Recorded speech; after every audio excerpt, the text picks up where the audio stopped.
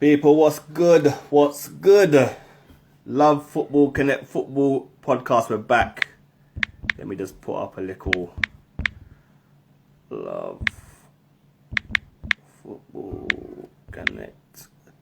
What's going on, Stam? I see you. 1 second. I'm just putting up a little pin. 1 sec.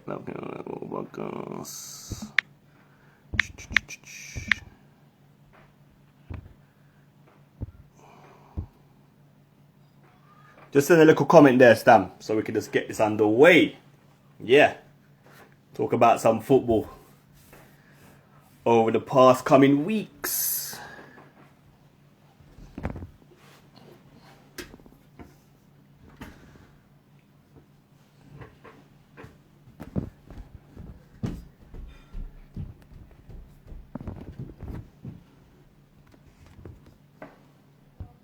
Right, we see ya. Gonna send a thing now. Go live.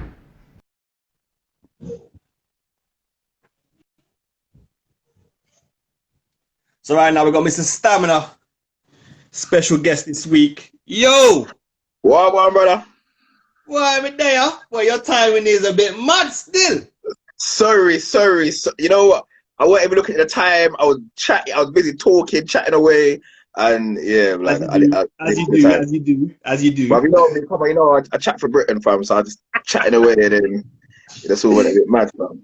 Everything good though? What's good? Everything blessed, you know what I mean? Everything good. You know, I chat lockdown business and all them things there, but everything good. You get me? I know. So everybody, welcome to the Love Football Connect Football Podcast. Little thing I started about 5-6 weeks ago. We had a couple man on special guests. Today we got the guy in the building, Stamina, the host of the most, the promoter of the. I don't know, how do you say that? So what's good, bro? We're gonna talk about some football today, brother. So I hope you're ready. Hope you're ready for me. Well, you know what? Like, this is mad. Like, this is the first time. Like, every other podcast or everything that people ask me to do is usually like that I want to interview man or talking about some kind of debate and kind of social issues, man and woman issues, whatever not. So to be asked to do a live where it's chatting about football, I'm like, Ross, all right, cool, let's do it then. You know what it is, yeah? I've done it for about what? I think you're the fifth person I've done it with now. Fifth or sixth person I've done it with. Yeah. You know what? Every week there's something to talk about. There's always something that's happened the previous week where we can say, right. But what are your numbers like? I ain't gonna lie, this is what's got me skeptical with it, because no, you know what? I don't do it for numbers, innit? What I do is I do the show and then I put it up on YouTube. Okay. Makes for me, it's not a numbers thing. For me, it's more of a thing where I was talking to the man then, we were just socializing it was out in a restaurant a few weeks back before the lockdown, and we was talking about football. I said, wow, man could actually just do this online and just, whoever wants to get involved. Do you get me? We just talk. Yeah. You see what I'm saying? Like, for me, it's not really about numbers and rah-rah. It's more about talking, innit? Being the man them and just reasoning, because we don't get to do that. We don't get to see each other as often because of what's going on. You see what I'm saying? It's more of that sort of thing. Do you know what? It's actually like good that you're doing something or doing a live or something for the man them, innit? Because I would say 90% of the lives that are done for ladies, innit? Like, they're done targeted at women. So, you know, the debates even are targeted for the ladies. When the man are playing the music, etc., the majority of listeners are definitely the ladies. Even today, remember, I've got like probably almost like 8,000 followers or something like that, and I know that the majority of them are female. So I know they're gonna see me go live and think, wow, what, it's time to do a little debate. What kind of spicy thing I go on? They're gonna jump in. They're gonna see football. Oh yeah, forget this. To be fair, some of the topics we're going to talk about has got a bit of where people can get involved, even women, because we're going to talk about a couple of the things that happened over the week just gone with the guy getting sacked, the FA chairman, and it was a racial issue. So okay, yeah. Something where maybe the ladies them can get involved and just say their little piece. That's if they're still there, bro. If they're still there, you get me. But yeah, it is what it is. You get me. Like I said, I don't do it for numbers, innit? I just do it to have a conversation with the man. Them, you see it. No, bro, nothing wrong with that, and I'm here, bro. You know, I'm always here for that, bro. So when you hit me up, I said, bro, just let me know what you need. I'm there, bro. Yeah, man. So what we're gonna talk about first, you know what? We're gonna get the the racial issue out of the way first. I think we should get out of the way first. All right, so no problem. The old thing with Greg CLARKE. He's the FA chairman and he was the vice president for UEFA, and he said some mad comments over the last week about black people, basically calling them colored. Yeah. obviously his status is very high up there in the FA, and he's come out with that remark, which is a bit crazy. So what's your thoughts on that? I don't know. This is a hard one. Yeah, like when it comes to race with me, I feel like there's racism, there's ignorance, and then there's also not knowing. Yeah, sometimes you just don't know. All right. So if you've grown up in a area or household or family or community where calling black people colored was acceptable and the norm, then that doesn't necessarily make you racist. Because if you haven't got, you know, black friends or black colleagues or people around you to educate you better or let you know, that's not something that we really like, we kind of prefer to be called this, then you might just not know. It might not be a case of like you're actually being racist or you're doing it to insult anyone. It might be a case of you just don't know. So when I see, the guy called black players colored, and then he lost his job because of it, once again, I don't know if he did it in a malicious way. I don't know if it was a case of he does harbor certain thoughts, or was it an innocent mistake? And I believe that it's mad. We live in a society now, where it's so PC, it's so politically correct that you can't even make a mistake nowadays. Like, you can't make a mistake. Like, you can't just not know something, or everyone kind of comes for your neck. They really do just come for your neck. And it's mad because if you, especially with certain maybe white people of a certain age, like they come from a time where, that was acceptable. Yeah. Even for us now, it's like, for people in our generation, so for the 80s babies, we also grew up in a time where, let's say, certain terminologies or certain ways of thinking about, let's say, homosexuals, for example. We come from a time where certain things were more acceptable, more tolerated. Certain jokes were cool. Certain things on TV were cool, if that makes sense. Yeah. So in today's society, whereas you got LGBTQ, like I don't even know what half the letters stand for, to be honest. Yeah.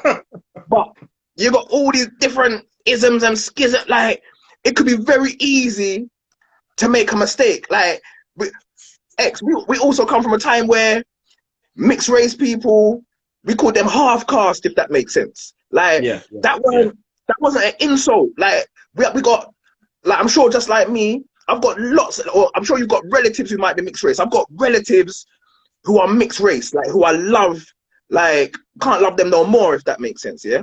But I come from a time where half caste.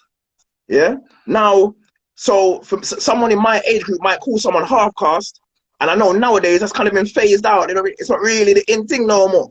Yeah. But if someone used, I said half caste, are they being insulting, or maybe they just don't know? Maybe they still think it's acceptable. Like, so I don't know.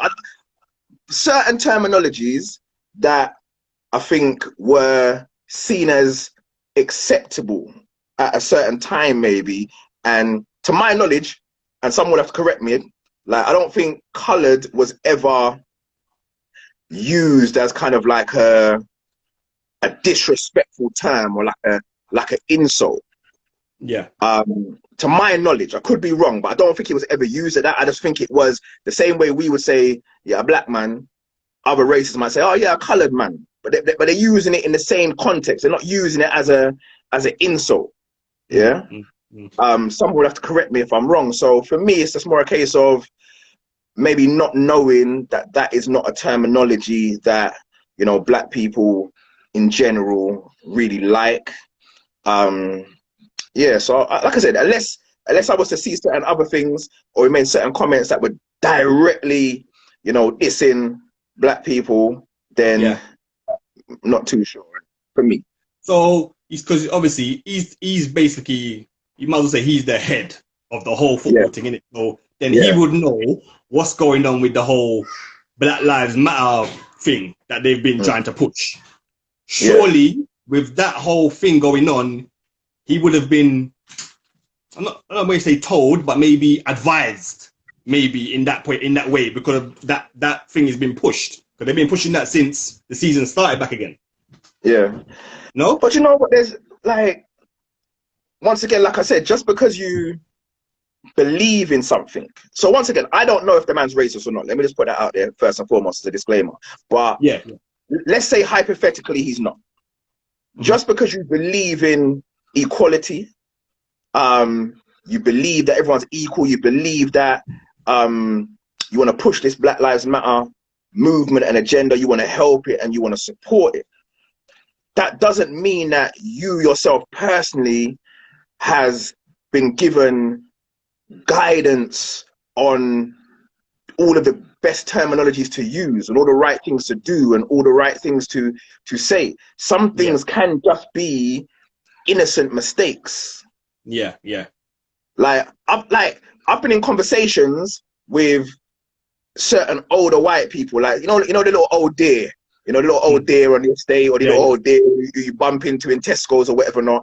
And some of them are just the sweetest, nicest people you could ever meet. Like I've been in conversations with little old deers, and they're telling me about their childhood or when they was younger, and they used to date a black man and they used to do this and that and they used to smoke their little bit of herbs. Like they told me their little stories, and I'm like, when I was younger, I loved colored fellas. Colored fellas were my favorite. Like, but they're speaking about us with love and passion, and they love us, they loved our culture, they love what we were about.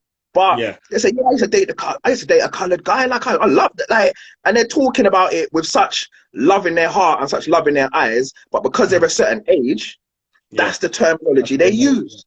That's what they know. So like I said, once again, just because you're about a movement or you support a movement, that don't mean that you're always politically correct. That doesn't mean that you always know the right way to go about doing things or saying things. At the same time, I think a lot of these companies have to maybe start doing certain little courses to educate themselves about cultural diversity, maybe. Maybe they need to do that, and not just about black, lots of different races and cultures, just to learn about what people like to be called, how people like to be dealt with, etc. And I think that would be good for many companies. But I don't know, we live in a time where people are quick to come for people's neck, and we live in and what's also mad, this might be kind of a little, me, once I start talking. Talk about it. It's all bad. We're here to talk, bro. You know what's mad,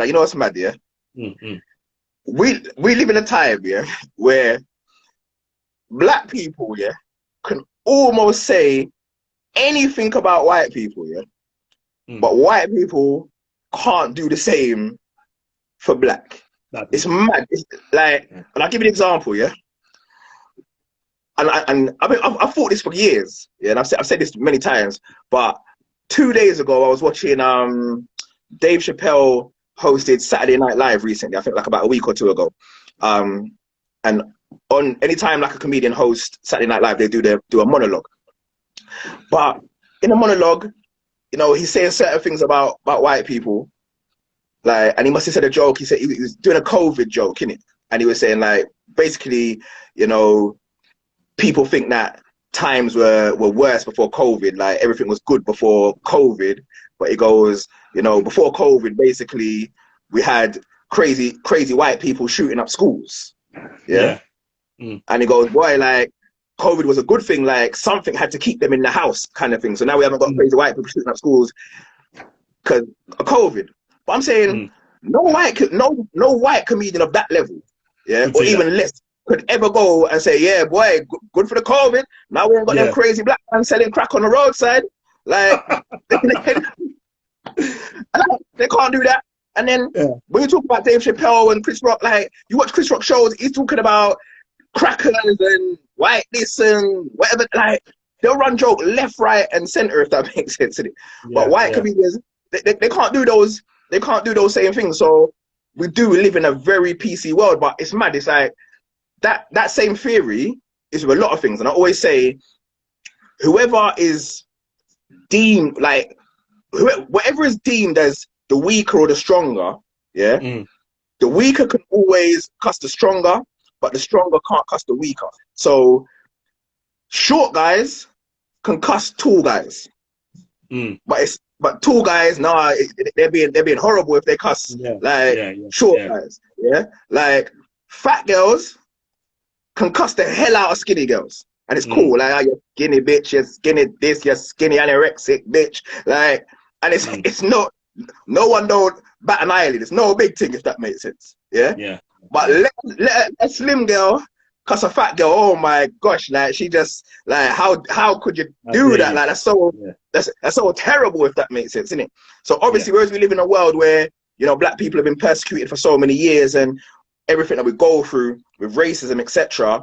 Like, and obviously, it's deemed that within the society that's been created over many years, white people have had a better place in this society. They've been more looked after, and they haven't gone through the same kind of things. So they've had that white privilege. Off the back of that privilege, it's like, black people, it's cool for us to cuss them and diss them and say certain things, but it's not the other way around. So we live in, like, and I'm not saying it's right or wrong or wrong or right. I'm just throwing things out there just to give you an understanding and clarity that certain times, like, certain things might be said by mistake or just said for a lack of understanding. Really, it's not always this person is racist. Well, no, I don't know. I hear that. So what do you think about the fact that, like, in the higher positions in the FA and even down to the management of football teams, the lack of black managers and black people in those positions? You know what? I don't know, man. It's like, I would love to see more black managers. I would love to see more black people in kind of like higher positions. But you know what I don't want, yeah? Because I was never raised to believe that I would ever need a handout in life. Yeah. So I don't want black managers or black execs, etc., to ever be given handouts. I don't want them to get no stimulus package. I don't want, you know, all I want is them to get the same opportunities. So I want black managers, etc., to get the interview. What I want them to get the interview, and then during the interview, I want them to have a level playing field. Whereas if they shine more so than their white, Asian, mixed race, whatever not counterparts, they can get that job. That's what I would want. And I feel like. So do you think that? Do you think that black managers don't push themselves enough then to get into that position? Do you know what? That would be hard for me to say, because I don't know.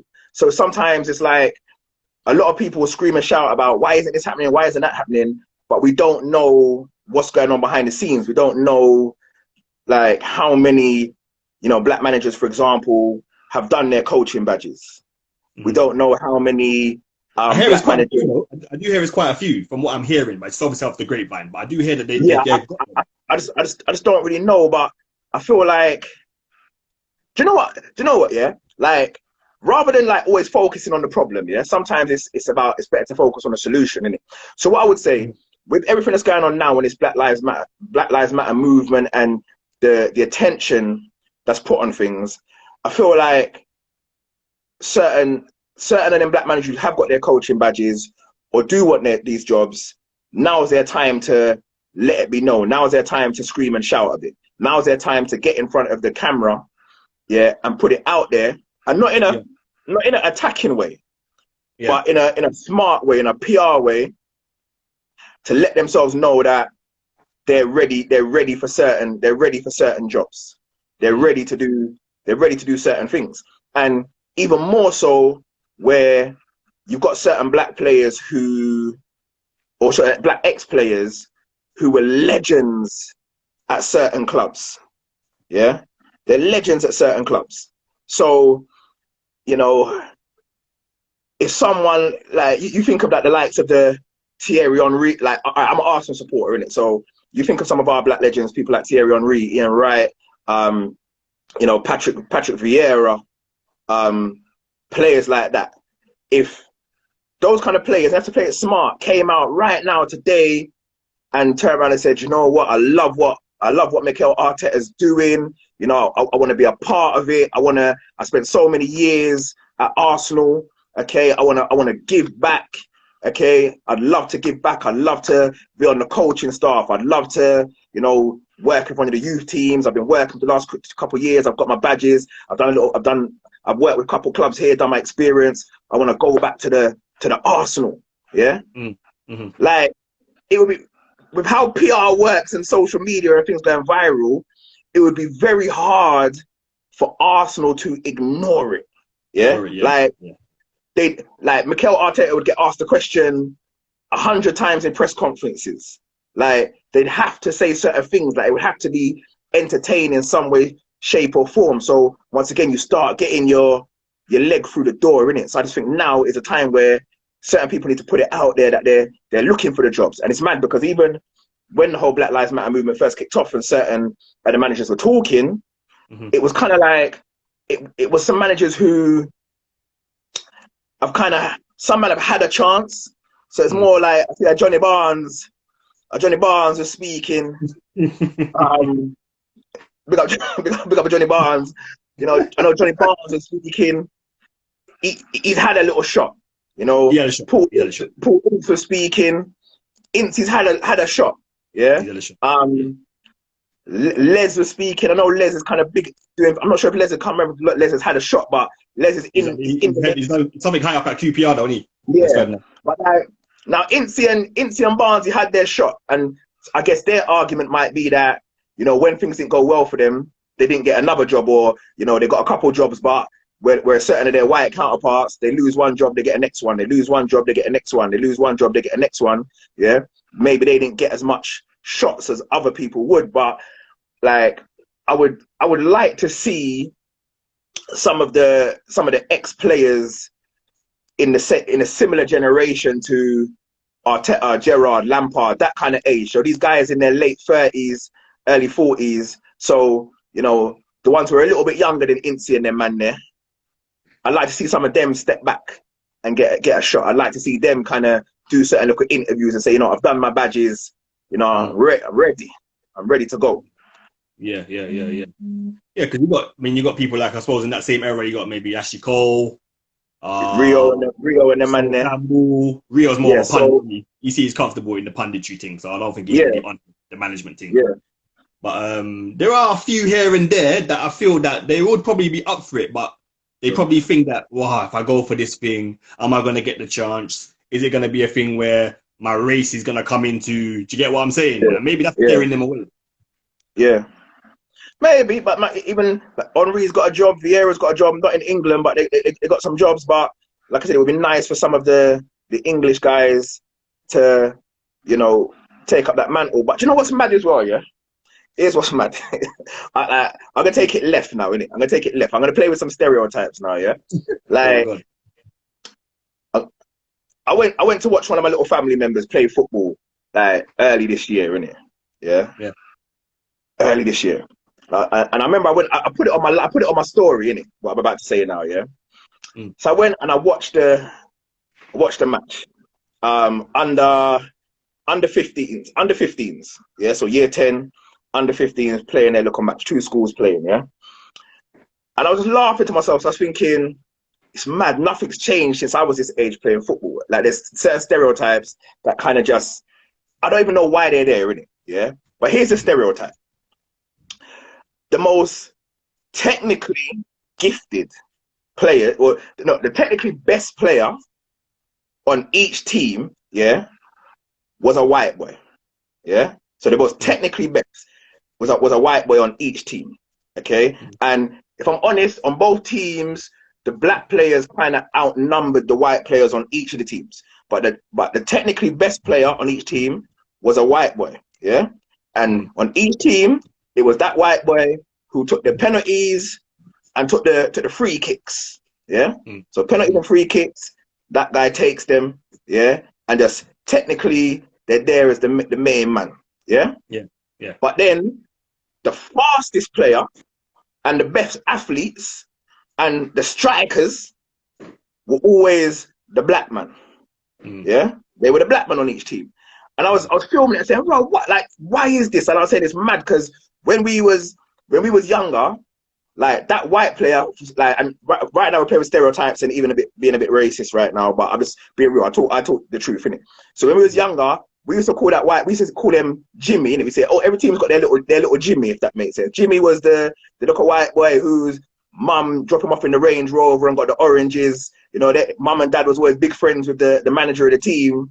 Yeah, little Jimmy, if that makes sense, innit? So the team might be 10 black men on the field. Well, no, because we was never in goal, so it'll be a white man in goal. Yeah, might be 9. Maybe 9. I'll be real. To be the white man in goal. Yeah, 9 black men on the field and Jimmy. Yeah, Jimmy was always that Jimmy there. Yeah, there was that one Jimmy in the place.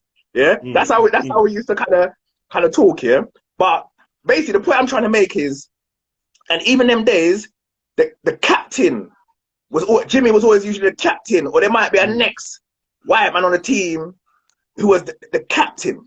Yeah, and I don't know what it is. Like, I don't know why this is the case. Yeah, I don't know what it is about. I don't know if it's race, culture, community, upbringing, what we're inspired by, but for some reason, yeah, when it comes to maybe certain sports, it's like different races seem to fall into different roles on the field, if that makes sense. So when it comes to being that captain, yeah, the man who it was never really the man them. It weren't unless it was a whole black team, yeah. But it weren't really the man them, and it weren't even a race thing, bro. Because you played football, yeah, and I know you've been on certain teams where it might be a mixed team. Be honest with yourself. The man who was the captain, probably a white brother, was the captain. He deserved to be the captain. He was just how he went on and how he carried himself and what he did. He was the captain of the team, and we looked up to him as the captain, and we backed him, and we supported him as the captain. Yeah. So some of the people who go on to be managers, they were also the captains. There were people in that role. When you look at Stevie Gerrard, that's captain, bro. Like, he'd gone on to do his thing. When you look at Lampard and then, like, when you look at certain players, it's like they were always on that trajectory. Yeah. When you look at certain of the black legends, like they weren't. You didn't see that in them. They didn't have that. Some people did, yeah, but for a lot of them, they didn't have that captain thing about them that you didn't really see in their trajectory, that they're gonna go on to be great managers, if that makes sense, innit? Yeah. And I don't know if that is. I don't know where that starts. I don't know where it starts. I don't know where it stems. You know, because we have had certain people like Paul Ince and them, man, their captain, you know, written all over him, if that makes sense. But yeah, I don't know. I don't know. I don't know why more black players haven't gone in to take their coaching badges, or don't. Maybe because they don't see the opportunities. Maybe that was never really, you know, an interest of theirs. I don't, or maybe even from school level.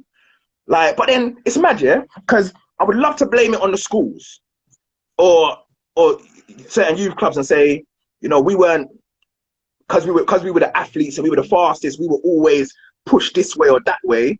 But I don't know if that's the case. We just always wanted to be the strikers anyway. We were always the most bossy and the most show off and one bus two skill and me a striker and like that was always us. I don't know if that was coached into us, so we was pushed down that direction, but that was just always us. Like, so really it stems from grassroots then. I think so. I think certain things are installed in certain people, and I think even parents, even sometimes the support that parents give children can, and the information that they give to children can help mold them in certain ways. Because like I said, the captain of the team, his parents were always on the sideline, bro. Yeah. His parents were always, but they were always there. It's like, and Jimmy, bro, Jimmy, parents were there, bro. Jimmy's They parents were were at there. every game, bro. They took the thing serious. Yeah. Yeah. So certain things were installed in him from the jump. Yeah. Certain expectation and certain ways to carry himself and certain ways to go on that made him the captain. When nothing was, man, when we turn up late for training and we cracking job and we want and we're there and I mean, coach can't drop me and me score the goal. I mean, I mean, like, we were just, our team was set different, bro. Yeah, true. Our team was set different. And I think that it carries on and carries on and carries on, man. So, like I said, for me, I would just love to see more black coaches get opportunities, but also take your badges, man. Do what you got to do, man. And I'm not saying they're not, because I don't really know, but I'd love to see more of the black legends. You've definitely got things to give back. So go and do your coaching badges, whether it takes 2 years, 3 years, do your coaching badges, and then go back to your old clubs, man. It's going to be hard for your old clubs to really turn you down, especially if you make a little noise about it and get the fans wanting you back in there and make it happen, man. I'll be honest with you, I think the top clubs especially, I think they're scared to have their legends back right now, where you think things are going with football. You see certain legends are going back and certain legends now make it. But you know what it is, you just have to try and get your little chance, if that makes sense. So once again, you might go back and coach the youth team, you might go back and be an assistant manager. You might not get the top job straight away, but it's just get your foot in the door, start making a little bit of noise, and then hopefully, like, we all know one day Thierry Henry is coming back to Arsenal. We all know this already. Like, Henry will get the job one day, as long as he keeps ticking over. But yeah, man, we want black people to get more chances, man, opportunities. All right, cool. Yeah, that was I like the way we went with that way. We went kind of that way. We went that way. We come on, you know what I mean, bro. That talking stop, bro. I like that. Did you read up on the whole Toni, KROOS and AUBANMEYANG thing? Yeah, like, what I feel say. That one there, is a bit shaky, bro. You say it's a bit shaky. That one there is a bit shaky, bro. A bit shaky, like, you know what me already. I hate to call racism when there's no tangible evidence to say it's that. I don't like the whole boy you cried wolf business, because I feel like when you call racism for everything that takes place, then when there's actual real things and true tangible things that we need everyone to call it, it won't be taken as serious. But that one there, like, it had a bit of a personal ring to it, bro. I don't know. It's like you're calling out the man and saying, you called the man's name directly. Yeah. You see, directly called the man's name. Like, people don't usually do that. If you want to talk, but to call AUBANMEYANG's name directly, and then kind of talk about the masks and whatever not. Yeah, I don't know. Like, it kind of, I don't know. Like, maybe it's just because I'm an Arsenal player, maybe because AUBANMEYANG, maybe I took it a little bit emotional, but for me, and I'm not saying it's this, but it's kind of like, it's like, boy, why them people acting the fool, if that makes sense? Then people like to act the fool. That's foolishness. Like, doing cartwheels and putting on masks and whatever not, like, then people, they're kind of acting up. People like AUBANMEYANG, they're acting up. Like, I don't know, it's a bit shaky for me, bro. I ain't gonna lie, it's a bit shaky. If I heard that, if someone come to me and told me, boy, I feel like he's got something against the way certain man do their things, then I don't know if I'd fight it too much. But yeah, that was a bit shaky for me. Apparently, I'm not sure if it's true or not, but apparently he acts funny towards, I think it's Leroy Sané and is it Jerome Boateng in the Germany squad. Is that what people? Apparently, yeah. This is what I'm seeing up on the blogs and things. You get me, like that. He's acting away with them man there. So maybe we don't know, bro. You get me? It's a bit shaky. That one there, a bit shaky. That one there definitely a bit shaky. I'm not gonna lie. That one there's a bit shaky. I'm not too sure, but that's shaky. Yeah, I thought we'd just touch on that. I thought get your review on that, see what you think. When Yeah, I saw that one might be the black man them like go on a bit too. Black man them do too much trying it. Cool. All right, cool. So let's talk about football now. We spoke about that whole issue there that happened over the weekend. I thought we should touch on it because it was something that happened this weekend, so it was quite fresh. So I thought we could touch on it. But now let's talk about football. Let's talk about Arsenal. Big team. How do you think Arsenal have been overall? How do you think? I've had the 4 men I've had on my last shows have all been Arsenal supporters. Yeah. So from your perspective, how do you think Arsenal have done this season? What was their general consensus? Just quickly, what's of them man there? Well, I would always throw in the thing of right. Arsenal at the moment haven't got much creativity, which they all agreed with, and the fact that Ozil has been frozen out. Would he help the situation? So that was a lot. That we spoke about that a lot. Yeah. I would say, you know what? Go on. Yeah. What else did we speak about? The fact that your new signings, how they've been. I think they've been pretty productive. The teams that you got in, and just your whole general football, like that Arteta is playing and making you guys play the way you're playing. You know what? Yeah. Arsenal supporters, are crazy, emotional wrecks. A lot of them, emotional wrecks, like pure fantasists. They belong in Disney stories. A lot of the Arsenal people, to be honest, with what they expect and what they want and the timeline that they want it to happen in. So for me, Arsenal, we've been poor for many years now. We've had certain problems that have been going on for like the last 10 years. Certain issues that haven't been fixed, haven't been addressed on the pitch, boardroom, squad, everything.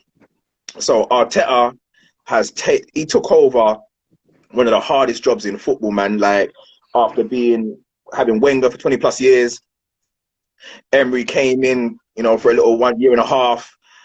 Backroom staff, this gone, that gone, everything changing. Arteta's had to come in and deal with it, plus COVID or whatever. Now, I feel like the man's doing an amazing job.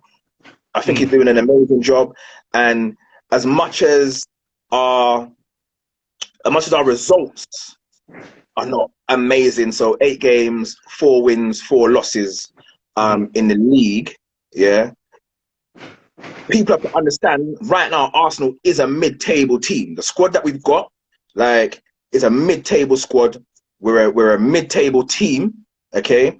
And we've been very easy to beat. We've been shipping goals for years. The defense has been poor for years. We've been a soft touch for years. People have been bullying us up for years. So Arteta, the first thing he came in and did was address a problem that every pundit, every fan, everyone for that last 10 years have been saying, Arsenal need to address this. Arsenal need to fix this. Yeah. He's seen it as a long-term project and job. Yeah. And he's fixed the defense. Like not before the Aston Villa game, we had the best defense in the league. Yeah. Take away the Aston Villa game. All right. Arsenal, we were one missed chance by lack of poor, lack of zet, lack of trash, lack of rubbish, lack of goals, one perfect missed chance by lack of goals, from being top of the league right now, So you think about it, like you think about the miss, the missing the Villa game, the missing the Leicester game. The missing the Liverpool game, brilliant chances as well, one-on-ones with the keeper, right dead in the center of the goal. If Laka, and he's a £50 million striker, if Laka had taken his chances, Arsenal would be top of the league right now, top of the league. So Arteta's doing a brilliant job, but certain players are letting him down. Certain players who are not his players are letting him down. Remember, like the squad is not really his squad. He's got a couple man who's his man, but for the most part, they're other managers' players. So he's squeezing the best out of what we've got. So yes, we're not playing the greatest football at the moment, but we had to address a certain situation first. We had to address the defense. It's making us harder to beat and more compact to start with. He has to use the players that he's got and try and get the best out of them. And like I said, his tactics have worked. If Laka took his chances, if a £50 million man took his chances, if we had a Vardy up front, if we had a Calvert-Lewin up front, yeah, any of these men up front, we'd be top of the league right now. So Arteta's tactics are working. They're not the greatest. They're not what we want to see, and we definitely want more chances. But right now, he's doing a good job with what he has, and until he's got his players and some proper man who can do proper things, because our whole front line is whack. Like, our whole front line is dead at the moment. None of them are playing well. Obviously, AUBANMEYANG is world class. We'd love to see him playing up top, but the reason why he's not really playing up top is because if he was playing up top, he'd have to be closing down left, right, and centre within the press. He'd have to be holding up the ball and all of those kind of things when it comes up. Whereas that's not his game. So therefore, in the kind of tactics we're playing in the formation, he's played on the left to hopefully free him up a bit, not having him to do too much work. Yeah, because obviously with you saying that, do you think that at the moment with the way Arteta's got you guys playing, that if he's got that tactic where he's playing AUBANMEYANG on the left, and then it seems like the defense are getting in and they're trying to hit him with a diagonal, that doesn't work, then you have nothing else? Do you know what it is? We don't, because once again we got lack of creativity, and we played against quite a few teams who are using the low block. Yeah. So therefore, playing Uber on the left when we got the low block. We're playing against the low block. That diagonal ball, or the ball either the diagonal ball from Luiz or the ball from TONI, is not going to work against the low block. Mm-hmm. So that's when we need someone to kind of open the lock in the middle. But you know, that just hasn't happened as yet. But once again, you know, Arteta can't turn average players into amazing players. That's the bottom line. So until we've got what we need and we can buy certain players, we have to work with what we've got and try and squeeze the best out of what we've got. Do you think he'll get the time?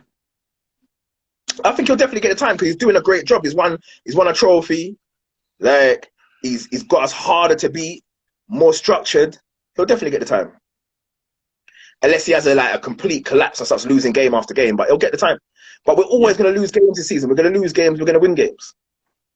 Yeah, it's an unpredictable season this season anyway. Yeah. Regardless, with every team. Do you get what I'm saying? Yeah. So it's just you guys that look. I mean, I support Liverpool. Look, 7-2. We got a good pasting. You get me? Who saw that coming? But that's what I'm saying. So the same Villa team whacked you lot 7-2, and then we lose to them, and Arsenal supporters are done like it's the end of the world. Granted, it was a bad performance, but it's like Villa are about this life. Don't get it twisted. Jack Grealish, bro. Grealish, he's on a different thing right now. He's Grealish on stuff. Yeah, but he's on smoke, some different smoke. So, okay, so I'm going to ask you then, as I've had asked the previous Arsenal supporters I had on there. Yeah. Ozil. Yeah, he's a waste of space. Would he improve this team? No, hell no. Ozil's washed. Ozil's been washed for years.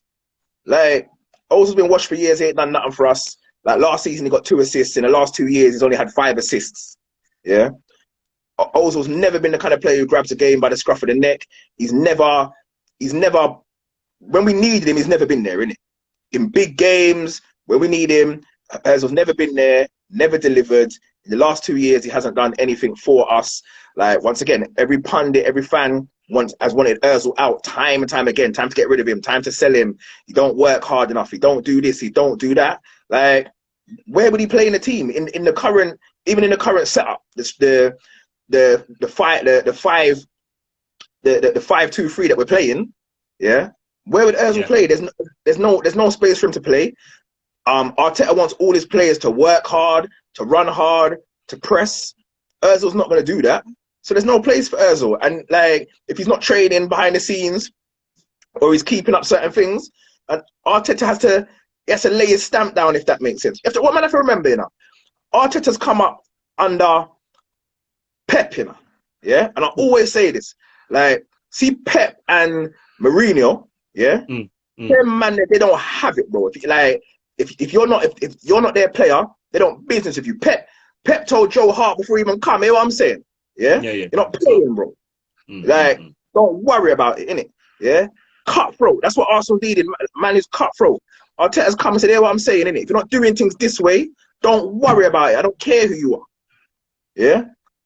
So therefore, if he's not buying into what Arteta's doing, don't worry about it. Guendouzi, don't worry about it. Socrates, don't worry about it. Like, it is what it is. So forget Ozil. That's done. That train's done. Like, he's never delivered for us. What's he gonna do? What, the two assists he got last season? Is that what he's gonna come with and not run around? Like, come on, man. We ain't got time for that. So don't you think yeah? Because there's many a player like Ozil in the Premiership, yeah. So maybe you can put Paul Pogba in that same category. The luxury players, isn't it? Even though Paul Pogba can do more. Paul Pogba can do more. Yeah. Paul Pogba can do more. He's a bit more. He's a bit more all round. But he's a luxury player for me. He's a luxury player. I don't agree, bro. And you know what it is? You ain't gonna get the works out of Paul Pogba that you want. In modern day football, you have to build the team. You have to build the team around them sort of man there. For me, bro. In modern day football, we have to understand the number 10 position is now somewhat obsolete. It's been phased out. Definitely. Yeah? So the number 10, that kind of luxury player, who kind of can do what he wants, that's gone now, bro. Those days are finished, bro. Like, you won't fight. Like, think of a team in the league, yeah, and try and think if they've got like a, you know, the stereotypical number 10 player, that kind of fancy dad who don't have to really do no running, and that player don't exist no more, bro. Like, that's fine. If you have that player on your books, Liverpool don't have a number 10 like that. Man City don't have a number 10 like that. Chelsea don't have a number 10 like that. Like, none of the big clubs have got this no more. Everyone's still got players who you have to work, bro. You have to work. You got to run up and down. There's no place like Ozil's not. There's no place for Ozil in modern day football. Liverpool won. You guys won the league and scored 1 million goals with no creative player, no playmaker. Yeah, so I think football now today is all about systems, isn't it? It's all about systems and what players you have, what players can fit into the system that the manager is trying to put out. So, for instance, Arteta, you can see Arteta wants to play a 4-3-3. You can see. But because he doesn't have the players to play it and he feels that you're not defensively as good, he's playing the 5. Do you agree with that? No, I definitely hear you. Inchy saying that Man City players who can play a 10. Yeah, well, this is it. Because KDB floats, you know. You don't have a position, you know. But once again, all those players, they have to run, bro.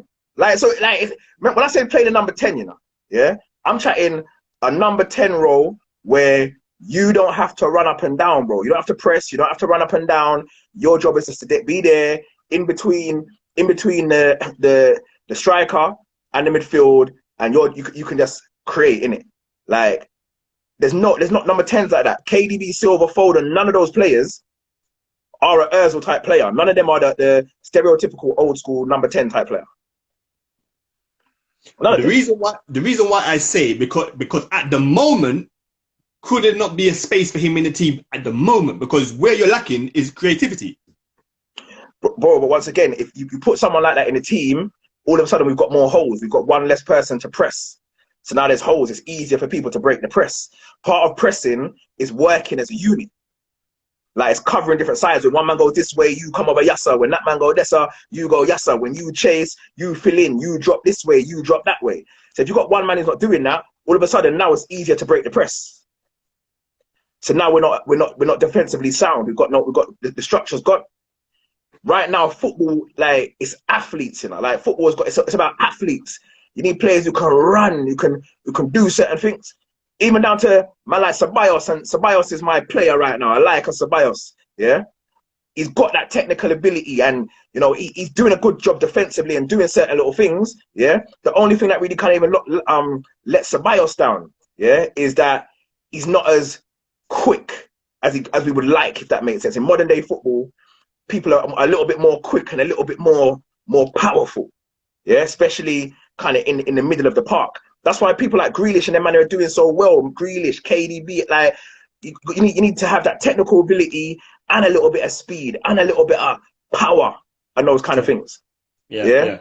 You can't just be this little tricky little man, little fancy little touches, little technical ability and whatever not. You even look at the two men who Arsenal want to buy for the midfield in Awar and Shabozlai or Shabozgi or whatever his name is. Once again, they're man who's still got a little bit of speed, can run with the ball, got a little bit of power, like can move about. It's not just a little fancy then.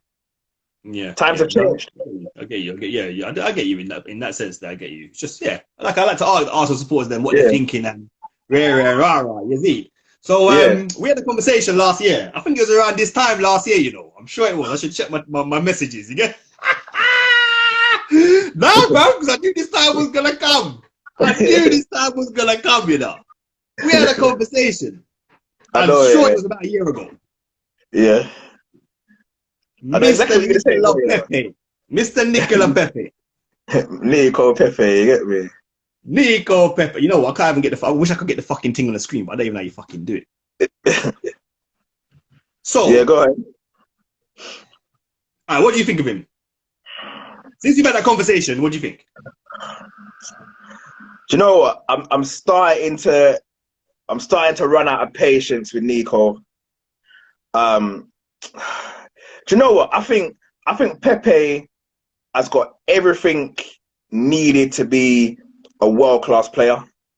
I think he's got all the potential in the world, but he's very infuriating. He frustrates the hell out of me. It's like when I watch him play, it looks like he's playing with zero kind of confidence or zero trust. So you're a baller, innit? Yeah, and man who play football, when we watch football, I always say we watch it with slightly different eyes, especially if you're good at football. You watch it with slightly different eyes. So it's there. So as a man who, I'm a striker, I got skill, I can run with the ball, I can do my thing. Like I can tell when a man gets the ball if they're confident or not. And it's when I look at Pepe, it's like he'll get the ball and he'll run, but I can tell that it's like he's waiting for the defender to come, if that makes sense. It's like he's expecting the defender to come. So it's kind of like he keeps cutting back as if he's waiting for the defender. Whereas I want Pepe to just be a little bit more like Maximan and Traore and then man, like be direct, get the ball, have confidence in your pace and power and go. Run at these defenders. Stop cutting back in every 5 seconds. Stop waiting for that defender to come so that you can trick him and skills him. That's what you do when you start to get to our age. When you get to our age, when you still got the technical ability, but the speed ain't there as much. That's when you have to.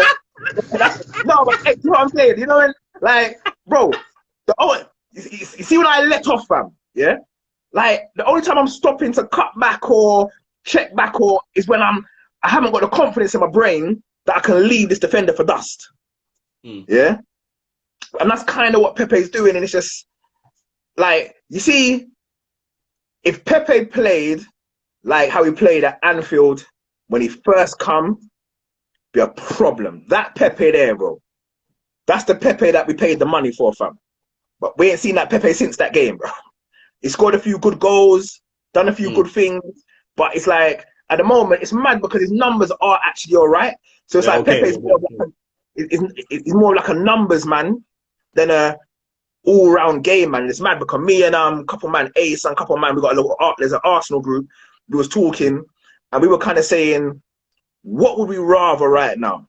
A man who, like Pepe, who just like in the game on Thursday, the European game, played whack in the game, but scored a goal. So he played whack, but touching a goal. Yeah, so would you rather a man like that who might get you a 10 goals for the season, might get you a 10 assists, so play whack, but will get you the odd assist, get you the odd goal? Or would you rather take someone like a Traore, who like, and I'm not saying Traore got less goals or whatever, no, I'm just giving an example of the types of players. Someone like a Traore who might get you less goals and less assists, but he's causing the other team non-stop problems for the whole game. Yeah, that's going to open up gaps and so he might not be the one scoring or whatever not, but the problems that he's causing are opening up chances and creating and collapsing the defense and creating the holes or whatever not. And us man was saying, you know what? We'd rather take a man who is just creating problems all game, bro. Someone who is ripping right backs and left backs on the wing. Like, he might not be the man who get the final touch or the final goal, but yeah. But I don't know. Pepe's got Again, it all, but he needs some confidence. again, with Arteta's the way he's got the team playing, do you think that's nullifying him and what his potential is? Not really, bro, because like, he gets the ball, bro. He just needs to, like, get his head up and power and pace and goal, bro. Like when he did Rip Van Dijk, you get me? Like, he needs to rip a couple more man like that, bro. I like the way you said that, though. I like the way you tried to sneak that in where man said Rip Van Dijk, you know, saying that and don't saying that, saying that. Well, yeah, just a way to bring that up because you did tell me that he was going to be better than Salah and Mane. You did tell me that still, not going to lie. No, yeah, you know what? Salah and Mane are operating on a different level to everyone right now, G. Not gonna lie, like, them man are on a different thing, fam. We'll go into Liverpool now. We'll talk about Liverpool a little bit. So we've probably got about 11 first teamers out injured or COVID or whatever the case may be. Yeah. We're actually thinking of conceding the Prem because it's mad, bruv. The way we've got injuries, yeah. Oh, mate. I don't know. You lose your two first team centre backs. Yeah. Your right back. Yeah. Your first team DM. Probably one of the best midfielders in the league in Thiago. Yeah. And then obviously we missed our keeper for the first maybe 6 or 7 games. He's back now. Yeah. How does a team cope with losses like that? Do you know what's mad though? Yeah, I would say the way the league is this year, Liverpool could still win it because even without those players, I don't think their team is any worse than the majority of the teams out there. It probably just makes Liverpool human, if anything. Like it makes them not as head and shoulders above the rest as they were. But there's still enough man there for them to be as like, all right, cool. Like, is losing them man them? Does that make them any worse? Does that make Leicester better than them? Does it make Villa better than them? Does it make Wolves better than? Like, it don't make none of these teams better than Liverpool because those players are out.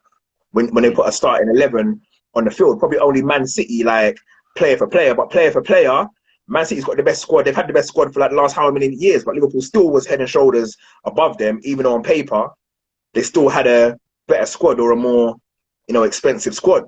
So on paper, even Chelsea, Tottenham, Arsenal, without that, like Liverpool still once again like Mane, Salah, Henderson, all them man there, Robertson, like them man are still there, bro. For me, them man are still there, bro. Like they're gonna cause problems. They're gonna cause problems. So I think they can concede it. Who's gonna win it? Man City. Man City ain't really playing. They're not playing great. Like they lost losing company, Silva, Sane, and them man there. It's a problem, bro. This is my big virgin Jasmine. Go ahead, man. We're gonna get. I didn't even put Man United in the listing, but I know we can slew them for all they compete still because they're not going in with nothing. Dead food. But even United got a good squad, but the squad it's good enough to be better than where they are. Yeah. I'm not sure about Ollie. Screaming Ollie out, but they need to keep Ollie in. To be fair, because boy, the longer he stays there, the worse they're gonna get. Definitely. So quickly, we'll just before we wrap it up, we'll just click on the England squad. What do you think about the way Gareth Southgate's playing this England squad, man? I don't know, England's just dead, man. England, international football just is died a death in it. Like, I don't know, Gareth Southgate. I don't know if he's that guy, man. I don't know if he's that guy. And the thing is, he's got some good players there, man. Some technical players. What's my man's name? Who Man United was trying to buy all season? Sancho. Yeah, they got Sancho and Foden and Grealish. They got some ballers, Saka and them man there. Greenwood. They got some young youths who are actually skillful ballers who can do their thing now. So if I'm honest, he should be able to be putting in some better performances than they're putting in, to be honest. I just think that with especially the attacking talent that he has at his disposal, and he's playing a 3-4-3. Like, Yeah, I You don't need to be know. I able to feel like squeeze at least 5 of them attackers in that team, at least, to make it make sense. Otherwise, you're never yeah, going to win anything. yeah. He needs to get more of the man them on the field. Like I said, like I don't know what's taking so long to get Grealish on the field. But I just don't rate Southgate as a manager. I think they need someone else in there. It's time for him. He's had his time. Where do To you be think they honest, go then? In regards to a replacement? Who do you think's worthy of the job? boys. Yeah, see that I don't even know. Who would You look want at it? someone like Like for Eddie real. Howe. Yeah, who would even want it, man? bring back Sam Allardyce, man. Master Sabalidas, you know, Bring back whoa. Allardyce, hit me. Because you got people. If you're looking at English, then you got people like you got Eddie Howe. You got the guy at Brighton. Is it Graham Do you know Potter? what? Do you know what? Eddie Howe might be all right, you know. He plays good Someone like football. that. He plays good Yeah, football. that's what I'm saying. Someone like that be all right because them man they play. Yeah, they play proper football. That's what you just Mm. need. A man who like their teams play good football. Yeah, because I And even even like the way Brighton are playing. Graham Potter. I think he's doing a really good job at Brighton. yeah, Brian's doing a good job. You know what I mean? But yeah, Eddie Howe. I think Eddie Howe would be a good shout. Eddie Mm. Howe. Yeah, yeah. I would take Eddie Howe. But yeah, England's And just dead, man. in like just if you was the England manager, I'll give Yeah. you the players. If you was the England manager, what would be your team? I'll give you the players now. Yeah, I've got the players in front of me. So out of the three keepers, you got Jordan Pickford, Nick Pope, or Dean Henderson.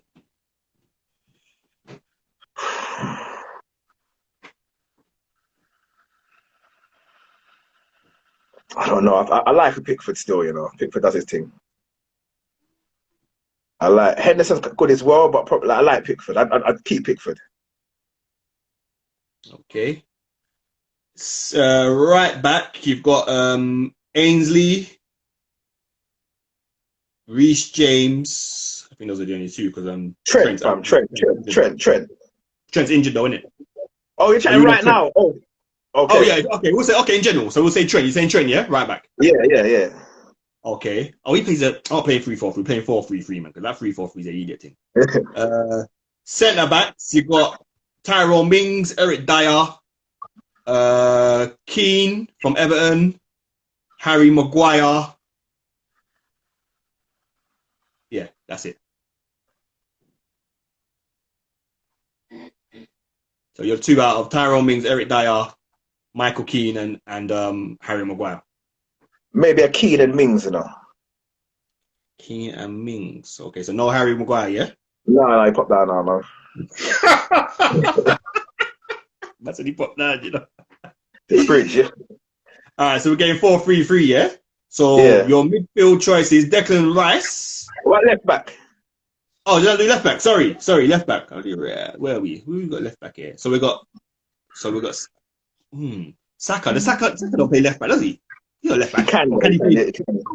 No, So he can play left mid, yeah. okay, so wait, so who they got them playing left back then? Bro. Must be Ainsley then. Ainsley must be playing left back then. No, but Chilwell, innit? Oh, but he's not in the squad though. Where's Chilwell? I can't see him. Chilwell's not in the squad. He's not in this squad, but I don't know why he's not. But okay, Chilwell then. So we'll have No, Chilwell. So who's the other options? well, there's not many other options. You got Saka, and then you've got Ainsley. Because you've only got Saka and Ainsley. Rest of them, Declan Rice, Mason I'll Mount. play Yeah, Saka. so Saka. okay, Saka. We'll have Saka in there then. So your midfield, you got a choice out of Declan Rice, Mason Mount, Harry Winks, Jack Grealish, Henderson, Jude Bellingham. Those are your 6 options. So Henderson, Grealish. Yeah. Who's the other options? Declan Rice, Mason Mount, Harry Winks, or Jude Bellingham.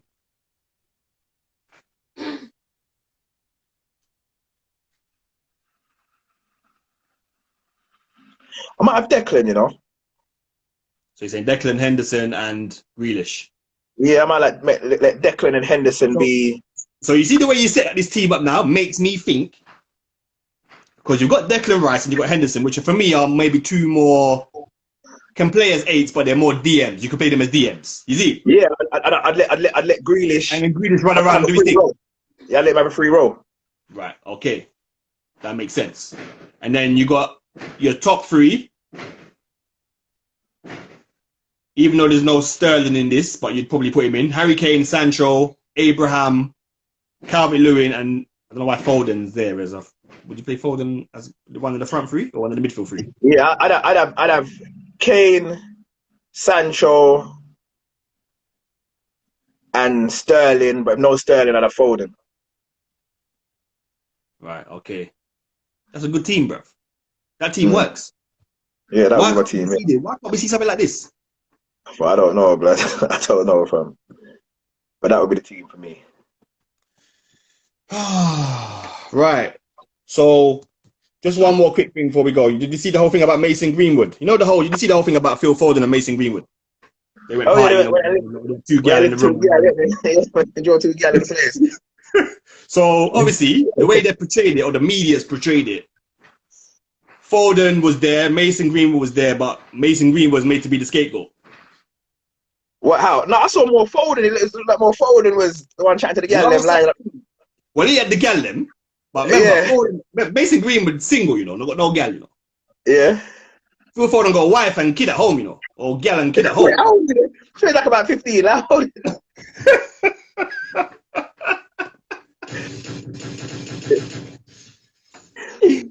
But what I'm saying is, yeah, the way they've made it out to be is like, it was kind of like, it's all Mason Greenwood. Like, Phil Foden, he was there. He's got his woman and his child back home, and he's trying to get little rubbings on the side. Mason Greenwood ain't got no gal, so he's just being an 18-year-old, isn't it, with no gal, and he's just doing his thing, innit? Yeah. Now, Mason Greenwood ain't been seen really in the Man United squad. He ain't been called up to the England squad.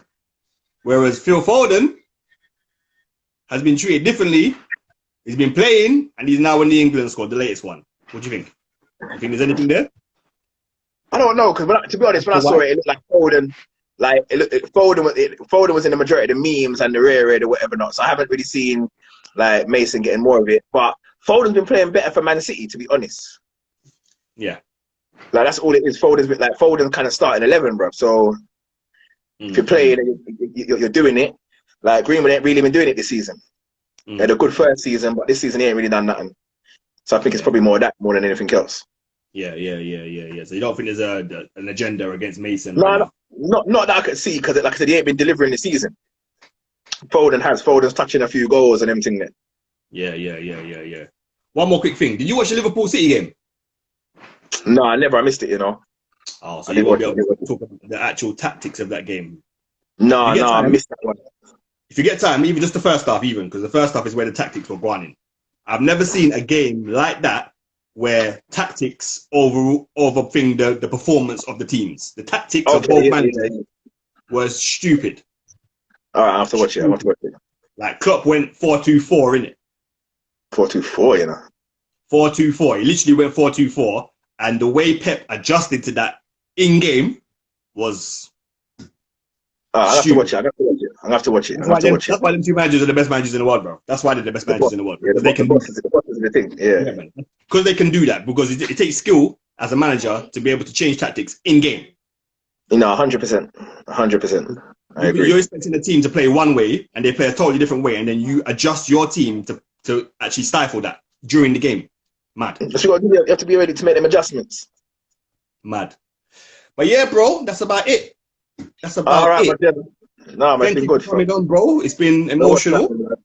It's been wicked. I'm gonna put it up on. It's gonna be up on YouTube anyway, and I'm gonna put it up on my page as well. Yeah, send me the link. Yeah. All right, family. Big up here. Respect for coming on. Big up, yeah. Bless, man. Cool, bro. Big up. Bless.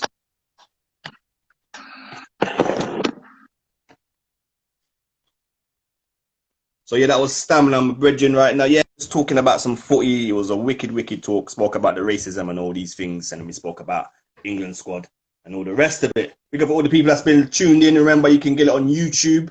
Love Football, Connect Football. Just go and watch it if you didn't catch all of the show.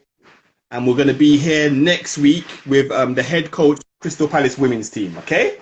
So make sure you tune into that one. It's going to be nice. That's Crystal Palace women's team head coach. We're going to have him on during the week, yeah? I think it's going to be Thursday. So watch out for the post, okay? All right, everyone, big up, respect.